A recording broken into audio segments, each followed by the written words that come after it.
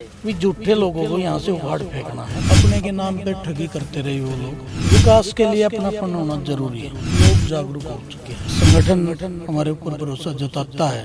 Bharatiya Janata party की झोली में ये सीट दे सकता है। यहाँ विकास की गंगा बहेगी। 2 नेशनल हाईवे यहाँ मंजूर कर दी है। IMT की घोषणा कर दी है। हमें सौगात मिली 2 कन्या कॉलेज की, तो यूनिवर्सिटी की भी सौगात हमें बहुत जल्दी मिल जाएगी। विकास के नाम पर हम वोट मांग रहे हैं। हम तो लोगों के दुख दर्द में खड़े रहे हैं और आगे भी रहेंगे।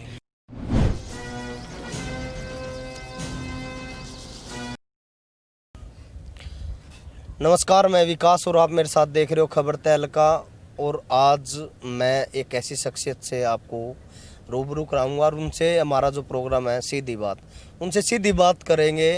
हमारे साथ मौजूद हैं फूल खराब जी, जो कि वरिष्ठ भाजपा नेता। सर स्वागत है। भाई साहब नमस्कार। और आपके चैनल के जितने भी दर्शक हैं और जो भी अभी मुझे सुन रहे हैं या देख रहे हैं, मैं सभी को नमस्कार एक बार फिर करना चाहता हूँ। आप सोचोगे कि गाड़ी में क्यों कर रहे हैं, क्योंकि व्यस्त टाइम है और चुनाव में इस समय कहीं ना कहीं जो है उठा पटक की और कहीं ना कहीं टिकटमबाजी का भी समय आ गया। और नेता अक्सर अब दिल्ली और कहीं ना कहीं जो है बड़ौदा के 54 गांव में उनमें भी सक्रिय रहना चाहते हैं। रात को दिल्ली, सुबह हल्के में, ऐसा लगातार चला हुआ है। और चुनाव की जो गहमा गहमी है वो लगातार बढ़ रही है और यहाँ जो गर्मी है वो भी बढ़ती हुई। फुल सबसे पहले तो मैं आपसे ये पूछना चाहता हूँ कि राजनीति में क्यों एंट्री हुई, क्या सोचकर आप राजनीति में आए? देखो, राजनीति में तो हम ज़्यादा लंबी चौड़ी बात नहीं कहेंगे। एक देश हित के लिए जो एक भारतीय जनता पार्टी ने एजेंडा लिया, भी देश हित के लिए हम जो काम करेंगे वो देश हित के लिए करेंगे। और जो एक दिल में जो भावना होती है भी, हम भी अपने देश के लिए कहीं ना कहीं थोड़ी या ज़्यादा कुछ भागीदारी हम करें, और वो इससे हम प्रभावित होकर हम राजनीति में आए। देश के लिए कुछ करने के लिए प्रभावित होकर वो आगे। बताया जा रहा है कि फूल भाई, आप अनुराग ठाकुर जो कि केंद्र में मंत्री हैं, हिमाचल के मुख्यमंत्री हैं, उनके बेटे हैं और राजा खानदान से हैं, उनसे भी आप कहीं ना कहीं प्रभावित हैं, क्या कहो? हाँ, एक के ये माननीय अनुराग ठाकुर जी, उन्होंने एक तिरंगा यात्रा जो निकाल ली। 370 हटने से पहले लाल चौक जम्मू कश्मीर में हमारा तिरंगा नहीं फहराया जाता था, उनका अलग ही झंडा था। माननीय अनुराग ठाकुर जी ने एक विज़न लिया भी, हमने लाल चौक पे हमने झंडा फहराना है। और कोलकाता से लेकर जम्मू कश्मीर लाल चौक तक की उन्होंने तिरंगा यात्रा निकाली, पैदल यात्रा थी। और उसमें देश के जितने युवा बढ़ चढ़ कर भाग लिया, तो उनसे प्रभावित होकर ही हमारे भी जो सर्कल में थे, जितने युवा थे, सब ने भी हमें भी ये प्रोत्साहित किया कि भाई हम भी अपने देश के लिए, हम अपने तिरंगे के लिए क्यों ना हम वहाँ तक जाएं। और इससे प्रभावित हो गए माननीय अनुराग ठाकुर से, हमने भी इस यात्रा में भाग लेने का काम किया। वहाँ अनुराग ठाकुर से मुलाकात, और वो मुलाकात तब जो है कहीं ना कहीं सक्रिय राजनीति में ले आई। और आज 2020 है, हालांकि 2 बार ये बताते हैं कि पैनल में भी पहले नाम आया था, अब तीसरी बार क्या उम्मीद है? देखो, पहले का तो आपने ज़्यादा पता होगा, पैनल का भी। आप पत्रकार भाई हो, आपको सब पता रहता, आपसे कुछ नहीं छुपता।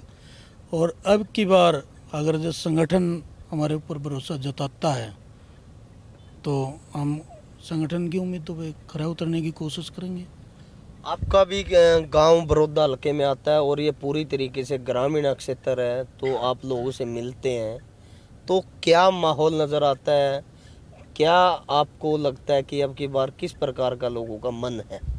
देखो, मैं एक सामान्य परिवार से बिलोंग करता हूँ। मैं, मेरे पिताजी एक किसान हैं, हम भी किसान के बेटे हैं। हाँ ठीक है, हमारा बिजनेस स्टार्ट हो रखा है, तो मैं लोगों के बीच में हमेशा जाता रहता हूँ।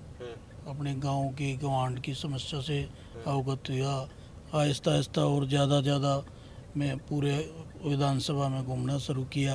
तो किसानों की समस्या बहुत ज़्यादा रहती थी और उनके दुख सुख में एक होना ये मैं अपने आप में ये मानता हूँ, गर्व महसूस करता हूँ कि मैं कहीं न कहीं खड़ा हूँ, किसी के साथ खड़ा हूँ।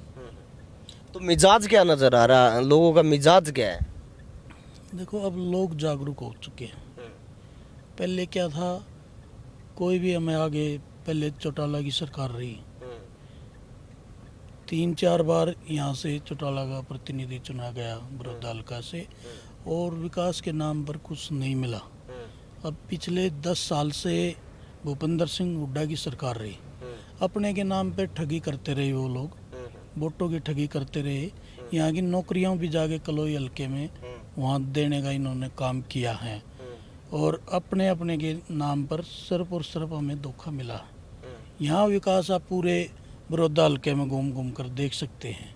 अभी इस थोड़े दिन से पहले, और अब भी आप घूम रहे होगे, जहाँ भारतीय जनता पार्टी कुछ कामों की अभी कमी रह गई है, पहले वहाँ घूम के देखो आप, तो आपने खुद विकास के नाम पर धोखा मिलेगा, ना कि विकास मिलेगा। अच्छा ये बताइए, एक तो पार्टी आप पे क्यों विश्वास करे, और दूसरा बड़ौदा हल्के के लोग आप पर क्यों विश्वास करें? देखो हल्के के जो लोग हैं, उन्होंने क्या चाहिए, उन्होंने अपने बीच का आदमी चाहिए भी उनके जो दुख सुख में खड़ा हो। और मैं लगातार पिछले 10-11 साल से सबके बीच में रहने का काम किया है। मैं ये नहीं कहता मैं बहुत बड़ा धुरंधर हूँ, बहुत बड़ा नेता हूँ, नहीं। कुछ काम ऐसे भी हैं जो मैं करवा पाया, कुछ ऐसे भी हैं जो नहीं भी करवा पाया, लेकिन उनके बीच में रहना एक यही लोगों की सोच बन गई है भी अच्छा आदमी है, हमारे दुख सुख में हमारे साथ खड़ा। तो इसलिए क्या एक और जो मैं बात कहूँगा आपको, खासकर किसान आज अपने आप को दुखी महसूस करता है, और खासकर हालांकि राहत जो आपकी सरकार ने देने की भी कोशिश की है, आजकल ऑनलाइन चीज़ें हो गई हैं, किसानों को लेकर क्या कहा है? देखो किसान, मैं एक किसान का बेटा हूँ, मैं दुख दर्द समझता हूँ किसान का। हम पहले जो अभी हमारी ये जो ऑनलाइन हमारे रिकॉर्ड चढ़ा है, जो हमारी पेमेंट ऑनलाइन आएगी, तो इसमें थोड़ा अभी हम किसान भाइयों से भी ये कहते हैं, असहज महसूस कर रहे हैं। और जैसे नोटबंदी 2016 में हुई, 8 नवंबर 2016 में नोटबंदी हुई, तो एक बार सब ने सोचा भाई हम ये कैसे कर पाएंगे, तो आहिस्ता आहिस्ता 2-3 महीने में सब इसके आदी हो गए, और आज 90% जो पेमेंट है वो ऑनलाइन होने का काम हो रहा है। और ऐसे ही सभी किसान भाई भी ऑनलाइन इसका रजिस्ट्रेशन कराएंगे, ऑनलाइन इनके खाते में पैसे आएगी। जहाँ कोई बीच में जमाखोरी थी या भाई पेमेंट नहीं आई, 6-6 महीने लोग हंडा दिए, तो वो काम नहीं होगा। तुरंत जन्नस बिकी, तुरंत अकाउंट में पैसे आ जाएंगे। तो इससे एक और बात मैं आपसे जानना चाहता हूँ, आज हरियाणा बने को भी काफ़ी साल हो गए हैं, और बड़ौदा आज भी कहीं ना कहीं ऐसा लगता है कि जैसे हरियाणा का आखिरी जो है हल्का हो। क्या कारण मानते हो कि आज तक जो है यहाँ पूरी तरीक़े से सरकारें आई गई और विधायक आए और चले गए, क्यों विकास नहीं हो पाया? देखो विकास के लिए अपनापन होना जरूरी है। ये नहीं भी हमने वोट ली, हम प्रतिनिधित्व चुने गए, हम जाके बैठ गए, ये विकास नहीं होता। विकास होता है उनके बीच में खड़े रह गए।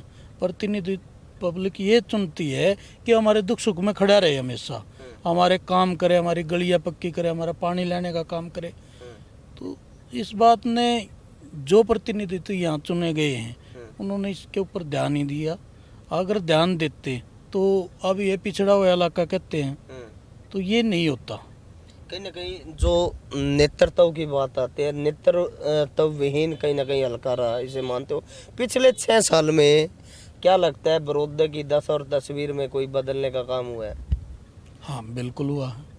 मैं आपने एक बात बता देना चाहता हूँ, पिछले 6 साल के अंदर माननीय हमारे सांसद महोदय रमेश कौशिक जी हैं और माननीय मनोहर लाल जी हैं हमारे मुख्यमंत्री, इन्होंने विकास की दृष्टि से बड़ौदा के ऊपर नज़र डाली, और इसमें 2 नेशनल हाईवे यहाँ मंजूर कर दिए, और तीसरे के यहाँ सर्वे चल रहा है, वो भी बहुत ही जल्दी आपके पास सूचना आ जाएगी।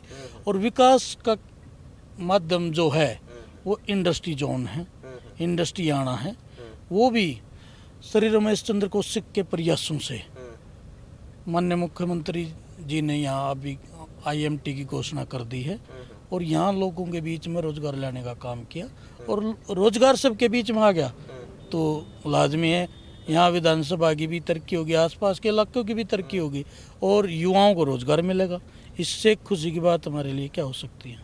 अच्छा, एक बात और, खासकर जब भी हम कोई घर बनाते हैं या कोई सड़क बनाते हैं, और आप तो व्यापारी भी हो, हल्का बनाने के लिए आपके पास क्या प्लानिंग है? क्योंकि पिछड़ा हुआ हल्का है, इसे आगे कैसे लेके जाया जाए, उसके लिए आपके पास क्या कुछ रोड मैप है? लगभग अभी 20 करोड़ रुपए के काम शुरू हो चुके हैं और मेरा मानना है कि 80 करोड़ रुपए और यहाँ के लिए जो मंजूर कर दिए गए हैं उसके भी जल्दी से टेंडर हो जाएंगे। और हल्के का जो विकास है, माननीय मनोहर लाल जी हमारे मुख्यमंत्री इतने सहज जो इंसान हैं, संगठन के भी अनुभवी हैं और उन्होंने घूम घूम के सारा यहाँ के देखा हुआ है। ग्रामीण क्षेत्र से बिलोंग करते हैं, ये नहीं भी कहीं ऊपर से हेलीकॉप्टर से उतरे और यहाँ आगे बैठ के। उन्होंने ग्रामीण के किसान के बेटे हैं, किसान वो भी रहे हैं, उन्होंने खेती की है, वो समझते हैं यहाँ की दुविधा क्या है, किसानों की भी क्या है और हल्के की भी क्या है। और उन्होंने अपनी विकास की दृष्टि जो है वो हल्के के ऊपर बनाए रखी है। आपको अभी पता लग गया होगा, जहाँ जा जाते हैं बहुत सारे कार्य शुरू हो चुके हैं। तो मुझे लगता है अगले साल तक यहाँ विकास की गंगा बहेगी। आपके इलाके की एक बड़ी मांग भी थी और अब जो है कहीं ना कहीं वो आपकी सरकार ने पूरी भी कर दी है। महिला कॉलेज 2 बनवा दिए हैं। अब खासकर बुटाना बड़ा गांव है और साथ में बड़ौदा भी लगता है। बुटाना का जो स्कूल है या वह कॉलेज भी मैं कहूँगा, जनता कॉलेज के नाम से आप जानते भी होंगे, वहाँ अब कहीं ना कहीं यूनिवर्सिटी को लेकर लोगों की डिमांड आ रही है कि यहाँ यूनिवर्सिटी बननी चाहिए। ये कब तक आप सरकार से? देखो, कन्या कॉलेज की एक की डिमांड की बड़ौदा हल्का में, माननीय मुख्यमंत्री मनोहर लाल जी ने यहाँ 2 कन्या कॉलेज देने का हमें सौभाग्य मिला है हमें भी। तो यहाँ 2 कन्या कॉलेज होगी। कहीं ना कहीं जैसे हमारी बेटियाँ हमारी बहनें हैं तो पढ़ाई के लिए भी ज़्यादा उत्सुक हैं, भी पास में हो गया, दूर जाना पड़ता था वो भी पास में हो गया। और हमें सौगात मिली है 2 कन्या कॉलेज के इसमें।